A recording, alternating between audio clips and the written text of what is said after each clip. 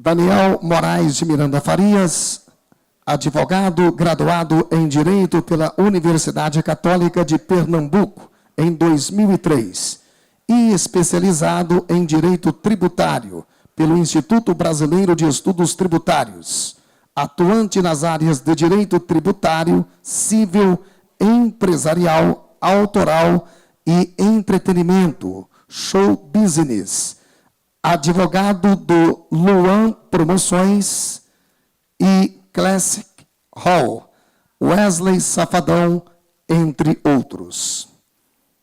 A importância da exigência da nota fiscal de todos os atores envolvidos no evento e a escolha do melhor regime, lucro real, lucro presumido, microempresa. Senhoras e senhores, com a palavra, Daniel Moraes de Miranda Farias, com carinho e com os aplausos de todos.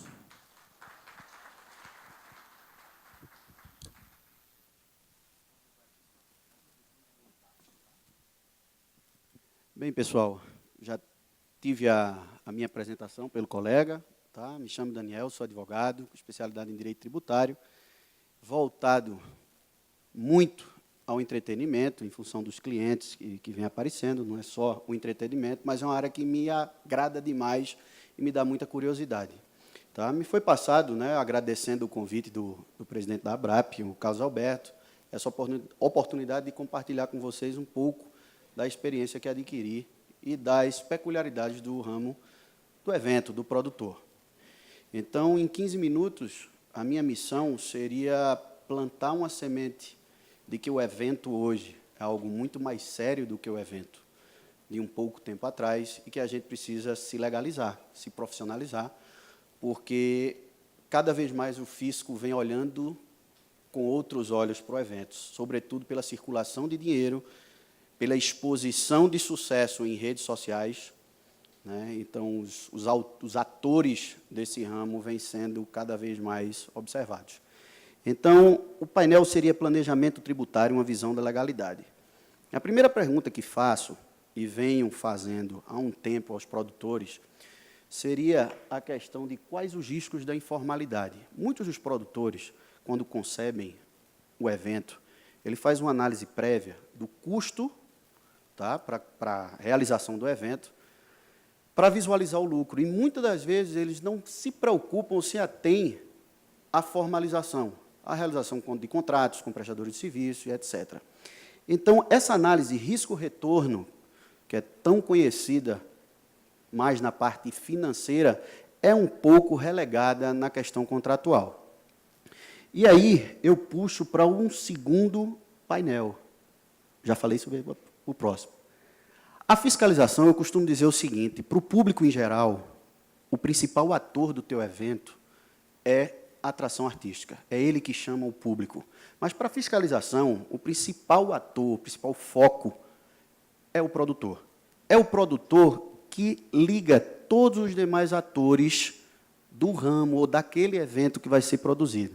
Tá? Então, eu costumo colocar, a fiscalização não apareceu, tinha um focozinho, né, um alvo. O evento é mais, basicamente, eu não quero ensinar evento a vocês já sabem muito mais do que eu. Está composto assim, mais ou menos disso aqui. Então, inicia-se na definição do local e na contratação, na forma que você contrata o local da realização do seu evento. Tem a busca por patrocinadores, depois eu vou entrar numa polêmica quanto à questão dos patrocínios. Tem os artistas que, na sua grande maioria das vezes, a contratação se resume a um ok, manda meus 50% de garantia, no dia do evento a gente acerta o saldo. Tem o ECAD, que tanto corre atrás da gente e cada vez mais se mostra uma caixa preta, né?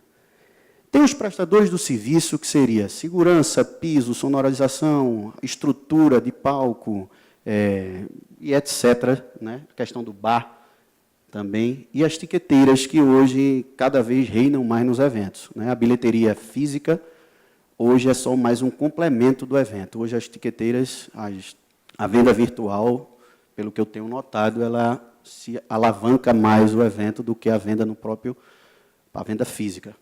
Então, quando eu coloco o produtor como centro da atenção, é porque, se caso haja uma fiscalização. Eu vinha conversando agora, quando cheguei com o Max, ele falou que em São Paulo tem a comissão de grandes eventos, que eu falei que em Recife também foi criado isso. Então, essa comissão de grandes eventos, ela não está preocupada com os prestadores, ela vai tudo para o produtor. Então, cadê o teu contrato com o bar? Cadê o teu contrato com o pessoal da montagem? Cadê o teu contrato com o pessoal do som? Cadê o teu contrato com o artista? Hoje, os artistas vêm sendo bastante fiscalizados. Por quê? Na sua maioria das vezes, a empresa ou o grupo musical não tem aquela volúpia patrimonial, mas os sócios, os donos, vêm cada alavancando o patrimônio sem justificativa. Isso vem causado muita preocupação, né? Tanto na formalização dos contratos, como no trato desse dinheiro, dos recursos para os próprios artistas.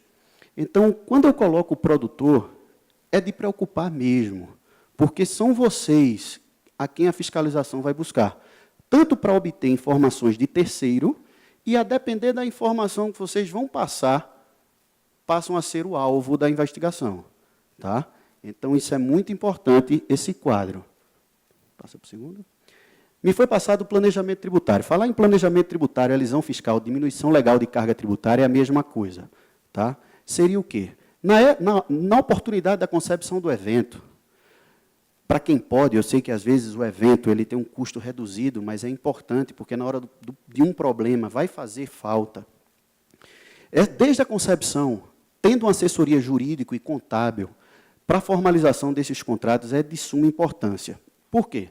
Falar em planejamento tributário após o evento não existe, durante o evento também não. O planejamento ele vem sempre prévio. É na hora da formalização do contrato, é na hora que você chega frente ao patrocinador que vai incentivar o teu evento, na hora dessa forma que você vai contratar com ele, que vai descrever se vai incidir ou não o ISS, dependendo da descrição do recebimento desse patrocínio. Quer queira, quer não, eu não sei aqui em Belo Horizonte, mas em Recife é 5%. Então, se você pega um patrocínio de 1 milhão, você perde 50 mil, dependendo da descrição que você coloca no contrato, o seu evento já começa perdendo receita. Tá?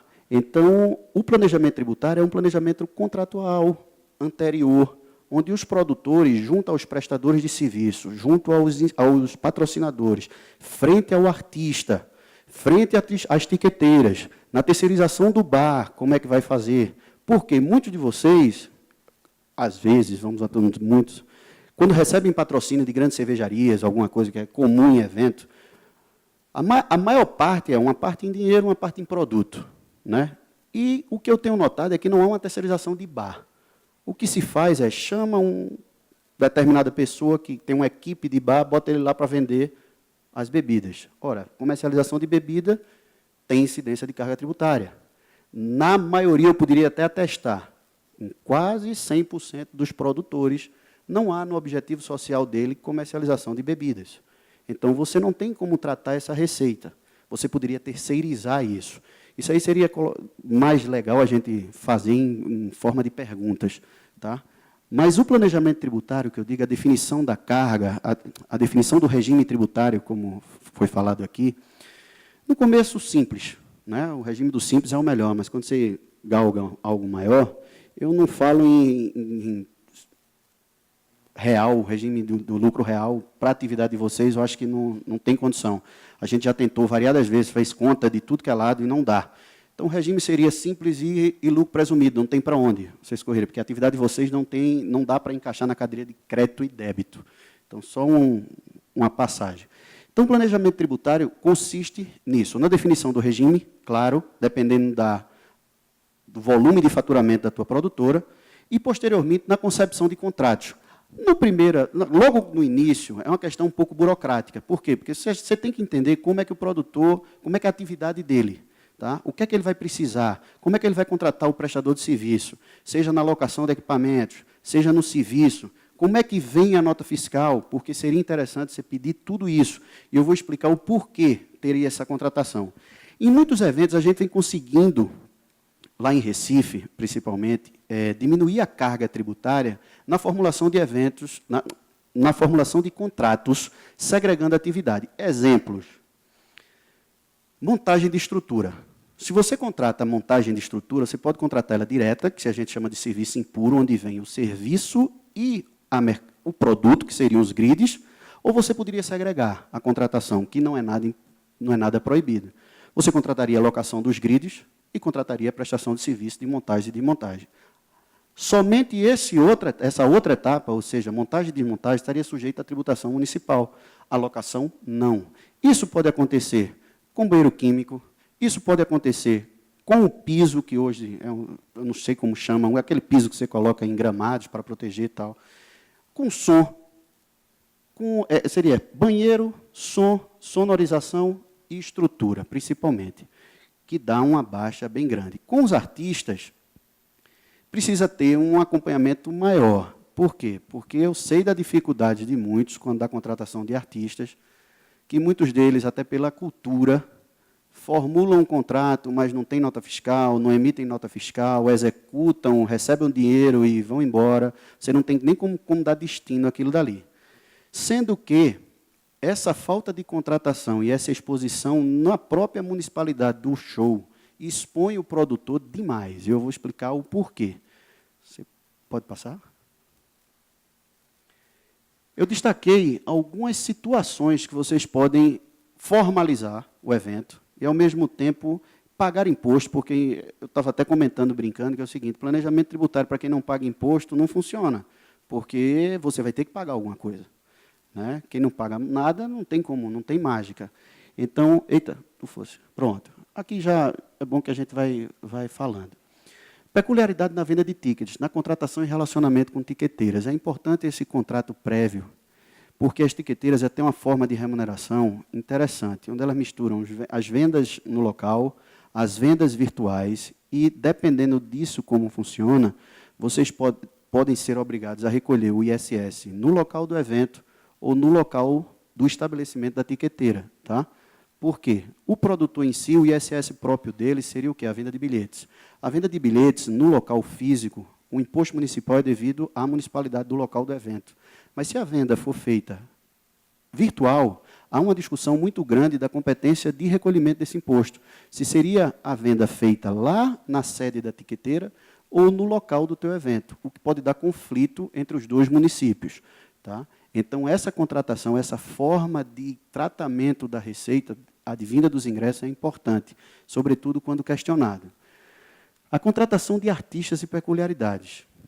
Muitos dos artistas tratam a receita dele apenas dos 50% quando ela recebe. Eu venho batalhando e a gente vem corrigindo muito essa cultura, né? Porque tem que tratar 100% e os produtores têm que começar a exigir a nota fiscal.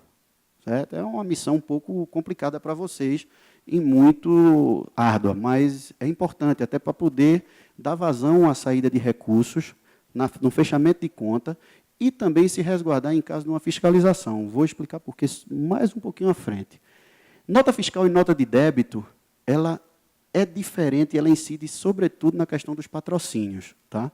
Há uma discussão muito grande, em São Paulo teve uma decisão, salvo engano, em 2015, a respeito da tributação ou não do patrocínio, porque o público, eu entendo que não há nenhum tipo de contraprestação por parte do recebedor do patrocínio, por consequência, não caberia o imposto municipal. Mas o privado é complicado, porque ninguém patrocina teu evento sem uma contraprestação até meio que implícita. Por exemplo, uma cervejaria. A cervejaria, quando patrocina determinado evento, você recebe um recurso para colocar em testeira de palco ou no lugar dos eventos a marca ou da exclusividade de venda. Tá? Na forma de contratação desses patrocínios, na descritivo do objeto do contrato, vai fazer toda a diferença da submissão ou não daquela receita para a tributação municipal. Se o fisco municipal entender que há uma contraprestação de serviço de divulgação, publicidade, o que seja, você teria que submeter aquele recurso à tributação do ISS. Se ele entender que não, você nem sequer emitiria a nota fiscal. Você emitiria uma nota de débito ou fatura, o que seja, e essa receita ficaria sujeita única e exclusivamente à tributação federal. IRPJ, CSLL, PIS e o COFINS. Tá? Isso, falando de uma maneira geral, para as produtoras submetidas à sistemática do lucro presumido. Tá? Porque no regime do Simples Nacional é uma alíquota única, que fica até difícil de você separar isso aí, mas tem como fazer. O serviço e locação. Eu adiantei um pouco, mas eu vou explicar agora mais pormenorizadamente. Quando você loca, num grande evento, é comum a estrutura de palco, montagem e desmontagem, girar em torno de 200, 150, 250 mil reais, esse negócio em grandes palcos. Né, porque vem, além da estrutura, vem sistema de iluminação, e junta tudo aquilo ali, dá um muito grande. E a gente começou a fazer, no Nordeste, em Recife, Natal, Fortaleza, foi feito algumas vezes também, a separação da contratação. Tá? Então, faríamos um contrato de locação de estrutura, o qual não se submeteria ao ISS, e com a contratação específica do serviço de montagem e desmontagem. Isso servindo para a questão do banheiro químico, isso servindo para a questão do som e da iluminação, né? E, pelo menos em Recife, junto à comissão de grandes eventos, quando ela é constituída, ou em relação ao próprio fisco municipal, vem sendo entendido normalmente, eles vêm compreendendo, apesar da ganância tributária dos municípios. A terceirização, eu usei o nome da terceirização, mas, na realidade, seria a forma de contratação, porque aí volta para a locação do espaço lá em cima, porque seria interessante, pelo menos eu assessoro e indico isso aos produtores, que o bar seja explorado sempre por um terceiro. Por quê? Esse terceiro, ele tem no seu objetivo social aquela atividade. Então, ele submete, ele recolhe os impostos, ele tem a questão dos funcionários que trabalham no bar para ele, e o produtor de evento, ele estabelece uma contraprestação pela locação do espaço ou um percentual de lucro naquela atividade que ele está fazendo. Tá? E eu preciso ter isso já regrado desde a locação do espaço, porque se quando eu loco o espaço não está previsto no contrato da locação a possibilidade da minha sublocação parcial, eu não posso fazer isso, porque senão eu infrinjo o contrato de locação e eu posso ser submetido à multa. Tá? Então, quando eu falo nessa questão da terceirização, eu direciono muito ao bar, né, que preocupa bastante as produtoras estarem comercializando bebidas sem ter no seu objetivo, sem ter as inscrições estaduais perante a Secretaria da Fazenda Estadual, sem estar recolhendo os impostos referente a esse ramo de atividade que é completamente distinto do seu. Então, ele estaria abarcando mais uma responsabilidade fiscal de forma desnecessária, quando ele podia ter aquele mesmo retorno financeiro de uma forma bem mais segura, com o repasse do local, ou faria uma espécie de parceria, arrendava o bar a alguém, e ele receberia uma contraprestação por isso. Tá? O que mais me preocupa em relação a contratos com todos esses prestadores de serviço é que hoje, em todo o território nacional, existe um negocinho chamado CEPOM, que é o Cadastro de Prestadores de Outro Município. Então, na grande maioria das vezes, eu tenho notado que, em determinados municípios, você não tem um prestador de serviço de iluminação, você vai contratar de outro município. Sobretudo porque esses prestadores se deslocam a municípios próximos, cuja carga tributária é menor, constitui a sede da empresa lá, mas presta serviço aqui. Então, o que é que acontece quando você contrata prestadores de serviço de outros municípios e que não tem o CEPOM? A responsabilidade do imposto de serviço referente àquela atividade é do produtor. Então, se o produtor foi intimado pela fiscalização municipal, do ISS, do artista que está executando o show, pedir a nota fiscal dele e pedir o comprovante de retenção, porque é impossível um grupo artístico, uma banda, um cantor, abrir cadastros em todo o território nacional. Ele não vai fazer isso. Então, cabe ao produtor, ao pagar o artista, reter um imposto de serviço referente à execução do show, que, pela lei complementar 116, que é a lei que fala de ISS, diz que é no local da execução do serviço. Então, um cachê, você fala de um cachê de 100 mil, hoje em dia, em determinados artistas, é a média. Então, você pega grandes festivais com 12, 15 atrações, com média de 100 mil, você está falando de 5% que você deveria reter. Se você for intimado e não apresentar o comprovante de retenção, a nota fiscal e o contrato, a responsabilidade vem para você. Aí estamos com dois problemas. Um, eu não posso simplesmente dizer, olha, mas quem tinha que recolher era ele. Não tem esse argumento perante o fisco. E dois, quando você pagar e for atrás do seu artista, o artista vai dizer, amigo, quando eu fechei com você, eu fechei líquido. Isso é a frase mais escutada que eu ouço. Eu fechei líquido. Então, aquele meu cachê de 100 mil era líquido. O que teve de imposto é seu. Então, numa fiscalização, afora a responsabilidade de recolher o imposto do artista, você vai ter a penalidade por não ter feito a retenção, tá? E as outras de juros, de multa de ofício, aquelas questões todas de mora. Então, o CEPOM é algo que justifica toda essa questão de legalidade, de formalização, de profissionalização dos eventos. Não fazemos mais festas, feito antigamente, hoje fazemos eventos.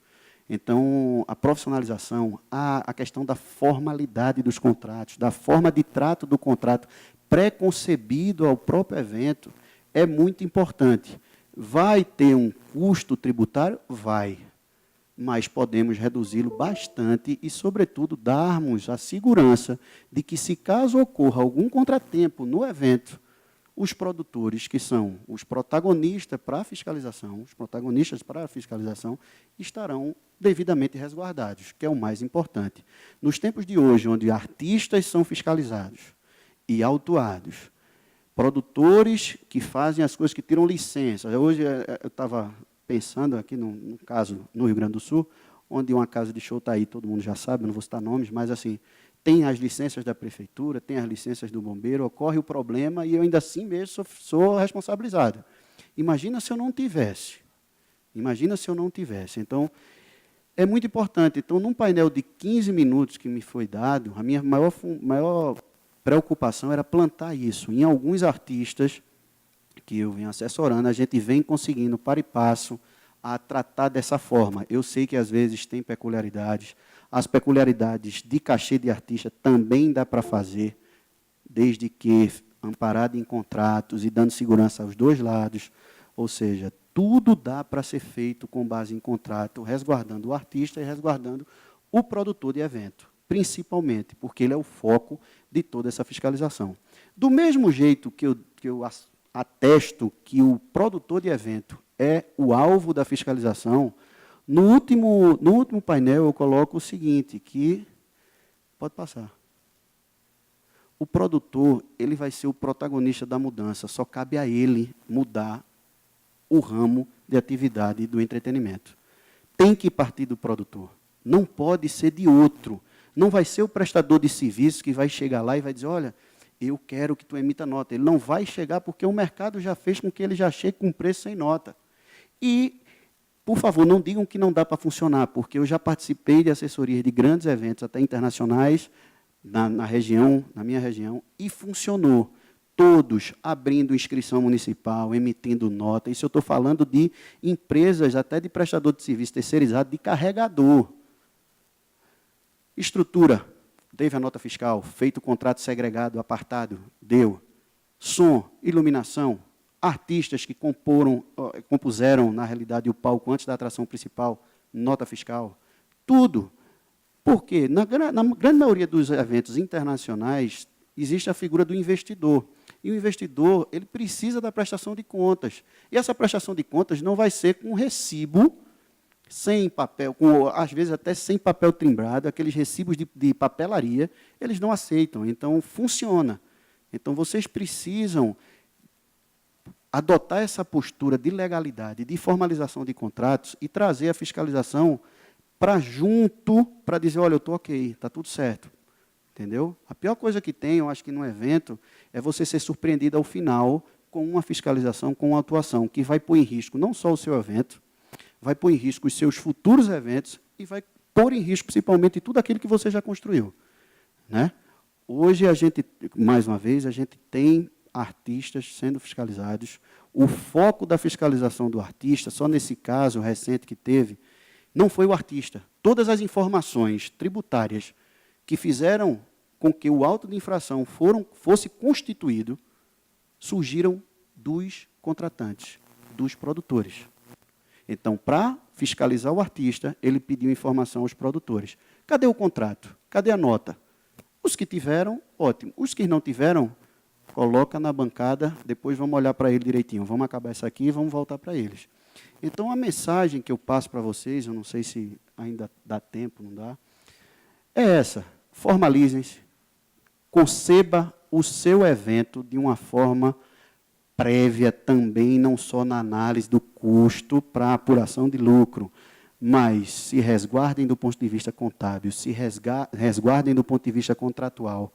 Depois que vocês fizerem a concepção do seu evento de contrato, vira que meio que automático. Tá? A forma de contratação do prestador de serviço A, B, C já está pronta. A forma de contratação do artista, eu funciono assim. Muito importante, e quando eu recebi esse convite do Carlos Alberto, porque a ABRAP, eu vejo, assim, eu acompanho muito a ABRAP, torço muito pela ABRAP, ela está cada vez maior. E a ABRAP vai fazer com que um artista não pontue. Aquele produtor lá de Belo Horizonte é o único cara que me dá problema com isso. Não. São os produtores do Brasil mudaram a concepção do evento. Então, eles estão pedindo contrato, eles estão pedindo nota fiscal, e aí nós temos que nos adaptarmos. Por quê? A decisão passa a ser coletiva, a decisão passa a ser impessoal, e vocês precisam dar profissionalismo, da profissionalidade, na realidade, para esse tipo de evento, cada vez maior. Por quê? Quanto maior o evento, maior as minúcias dos problemas, que você não consegue identificar. Então, você tendo um negócio meio objetivado do ponto de vista contratual, você fica tranquilo com o seu evento. E aí se preocupa única e exclusivamente com a venda do produto que vocês têm, que é a alegria do povo. Então, assim, vender alegria é muito simples, é muito fácil, desde que você esteja todo resguardado atrás. Então, bem rápido o painel foi para isso. Dúvidas, eu acho que é melhor a gente ir conversando, vocês perguntando por que não do regime tal, por que melhor esse regime, como é que eu posso fazer o contrato com o prestador de serviço, e do artista, como é que funciona. O artista, você vê só um pequeno... O artista ele tem uma complicação do outro lado. Eu também vejo o outro lado da questão tributária do artista. É comum o artista fechar um contrato com o contratante e a gente dizer o seguinte, olha, os 50% tem que ser depositado na conta tal, eu vou mandar a nota fiscal e deposita nisso aqui. Aí chega assim, a data é dia 15. Aí chega um depósito de 30 mil no dia 9, não identificado. Aí no dia 10 chega outro de 50. Aí chega no dia 11 de 5. E a pessoa que contratou vai passando foto do comprovante por WhatsApp. Eu digo, minha Nossa Senhora, como é que a gente vai fazer? Então, rapaz, o máximo que a gente diz, amigo, junta tudo e manda tudo no dia 15, porque eu preciso dar o trato na empresa desse valor. Chega dinheiro de tudo que é lado, principalmente com artistas que têm uma agenda mais movimentada, chega dinheiro de tudo que é lado, você fica perdido. E sem 50%, a maioria não vai, não sai de casa para ir para o show. Então, fica difícil, o contador fica louco, né, para ajustar, mas dá para ajustar. E essa mudança tem que partir de vocês, pessoal. É da ABRAP, são dos produtores de evento que precisam mudar toda essa história de que evento é informal, de que evento a gente se faz contrato por WhatsApp, que a gente se faz contrato por telefone, que chega lá e paga em dinheiro. Porque se nós sabemos, se seu Zé que vende bar sabe que artista está saindo com sacola de dinheiro de evento, não achem que o fisco também não sabe. Fiscais sabem disso. Em grandes eventos, todo mundo sabe, tem aquele containerzinho lá parado, que é o lugar de pagamento. O artista para, faz o show, chega lá o produtor, sacola de dinheiro vai passando. Pô, arrecada na bilheteria e dá para o artista. Rapaz, isso acabou, todo mundo já sabe disso, a informação é divulgada. Então, pode até ser feito assim. Nada impede você estar pagando em dinheiro, desde que você esteja com um contrato com a nota fiscal, de tão logo questionado, vocês apresentem. Então, assim, num painel de 15 minutos tem muita coisa para falar, e é mais produtivo a gente ir respondendo na medida que eu saiba, o que eu possa ajudá-los. Se eu não puder, eu anotarei, pego um e-mail, depois a gente responde e faz o que tiver. É isso. Muito obrigado aí pela atenção e pela oportunidade, viu?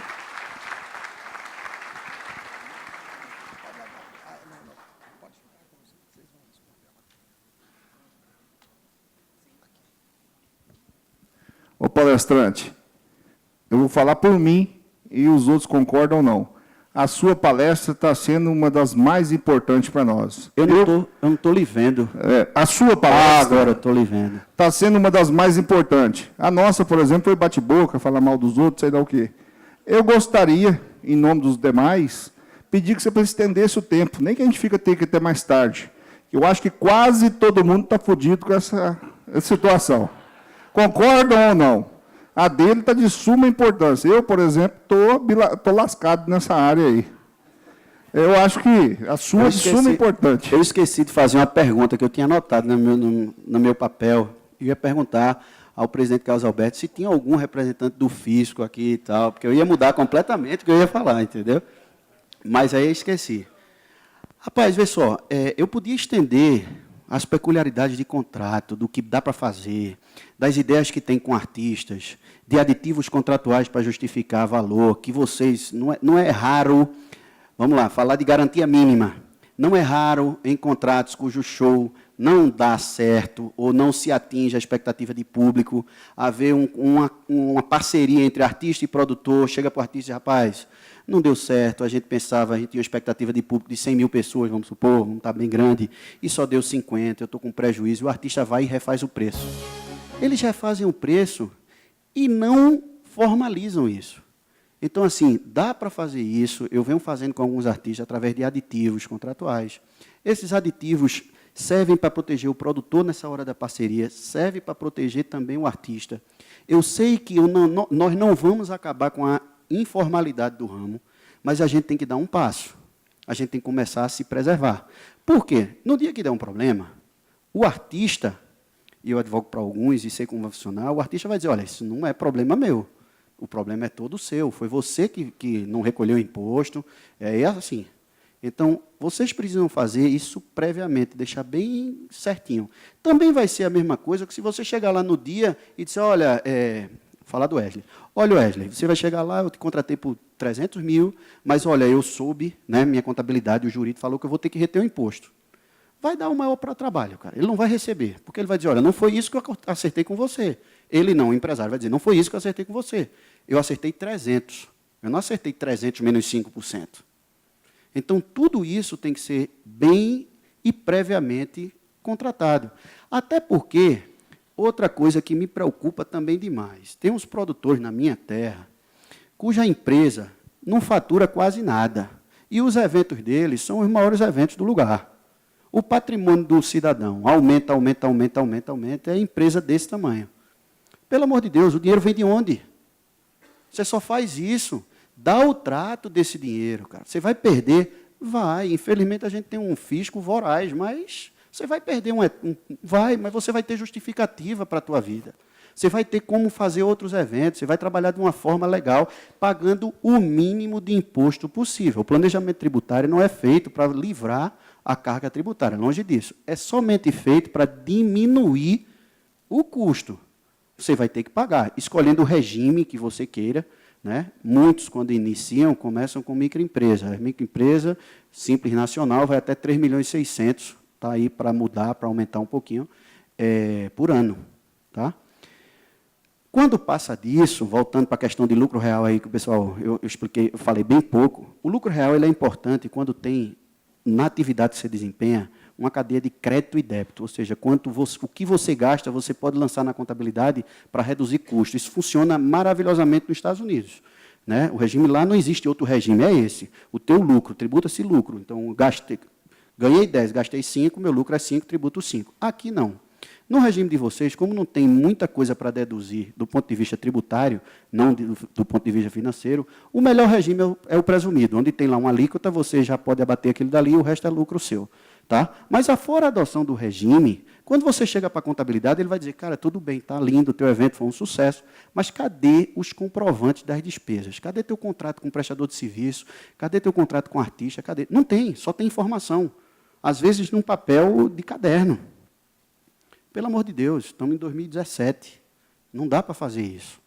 Então, quando chega a fiscalização, é uma beleza, porque ele declara tudo inidôneo, faz lá a tributação, lança o auto de infração e tu vai se defender. Se defender com o quê?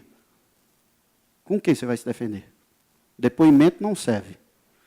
Papel você não tem. Contrato tampouco. Nota fiscal não tem. Você vai defender o quê? Você vai usar o que tem na lei, que diz que quando você não tem nada, você admite uma despesa de até X%, salvo engano, 30%. O resto é lucro. Ora, como é que você vai num evento ter 70% de lucro? Não tem. Não dá. Mas se você não tiver documentação, é essa a regra que vai se impor. Então, assim, Não dá mais para fazer. Isso, do ponto de vista tributário, é o menor dos seus problemas, certo? Porque ele se resume a financeiro. A ausência de contratação, ela te dá responsabilidade civil, ela te dá responsabilidade criminal, né? Fora a questão trabalhista, que vão expor o painel daqui a pouco, né? Eu não sei se já, eu acho que é daqui a pouco, né? A trabalhista. Então, contrato serve para tudo isso, rapaz. Para vocês se resguardarem, para vocês poderem fazer o seu evento de uma forma mais tranquila e deixar a preocupação com o que realmente se deve preocupar, né? Porque o produtor ele tem que estar preocupado em vender o produto que ele comercializou, vender aquele artista e vender aquela estrutura do evento que ele divulgou, para que o seu público continue a ser seu público e volte ao seu evento, porque seu evento é pautado em alegria. A pessoa chega satisfeita e sai satisfeito. Isso é que o produtor tem que estar focado em gastar suas energias. Então, ele tem que chegar e dizer o seguinte: olha, pessoal, a minha empresa é assim, eu tenho contabilidade assim, eu tenho assessoria jurídica dessa forma, a forma de contratação funciona dessa forma, eu recolho meus impostos, não sei o que, acabou. Pronto. Seria isso. Estão pedindo para eu encerrar para a gente ir para as perguntas, né? Tá bom? Vou para lá. Obrigado, obrigado.